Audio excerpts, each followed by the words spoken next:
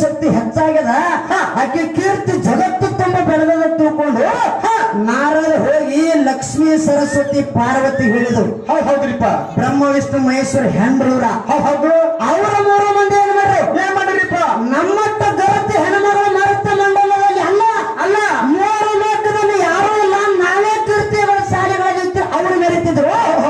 ಅವಾಗ ನಾರದ ನಿಮಕ್ಕಿಂತ ಹೆಚ್ಚಿನ ಕೇಳಾಳ, ಹೆಚ್ಚಿನ ಕೀರ್ತಿ ಉಳಿಸಲತ್ತೇಳಿ ನಾರದ ಹೋಗಿ ಅವ್ರು ಹೇಳಿದಾಗ ಅವಾಗ ತಮ್ಮ ಗಂಡುಗಳನ್ನ ಹಚ್ಕೊಟ್ರ ಅವ್ರು ಏನಂತೇಳಿ ಬ್ರಹ್ಮ ವಿಷ್ಣು ಮಹೇಶ್ವರನ ಮರ್ತ್ಯ ಮಂಡಲಕ್ಕೆ ಹೋಗಿ ಅನುಸೂಯ ದೇವಿ ಶೀಲು ಕೆಡಿಸಿ ಬರಿ ಅಂತ ಹೇಳಿ ಹಚ್ಕೊಟ್ರು. ಹೌದ್ರಿಪ್ಪ.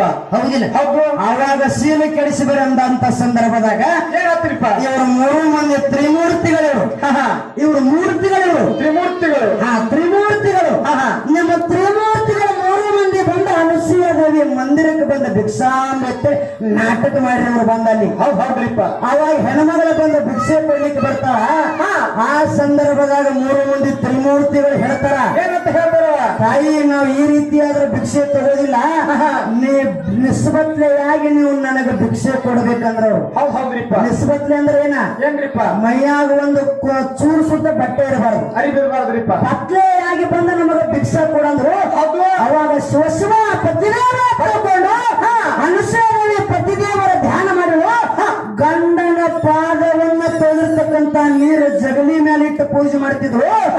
ಅದೇ ನೀರವನ್ನು ತಗೊಂಡ ಈ ತ್ರಿಮೂರ್ತಿಗಳ ನಿಮ್ಮ ಮಗಕ್ಕೆ ಸಿಂಪಡಿಸಲಾಕೆ ಮಗಕ್ಕೆ ನಿಮ್ಮ ಮೂರ್ತಿಗೆ. ಹೌದಿಲ್ಲ?